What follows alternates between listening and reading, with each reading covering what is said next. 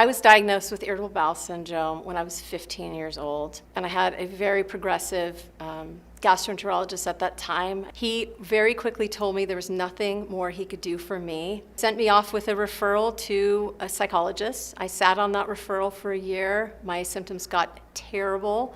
I was totally debilitated, and I reached kind of wit's end and reached out to the psychologist for help. I then went to see this psychologist once a week for a year, and my life was actually getting more stressful in certain respects, and yet I got 50% better. So all of the acute symptoms that I'd had went away, and I became far more functional in my life. I stopped missing out on things. I was able to participate in life in all the ways. So by the time I graduated high school, I had already understood that there's a very powerful relationship between the mind and body. And let me just say that I didn't even talk about my symptoms when I went to the psychologist every week. But yet, I still got a lot better. So that was a real turning point for me in my life. And when I decided to become a psychologist, it really didn't make sense for me to go to a mainstream graduate institution, because at that time they were not talking about the body,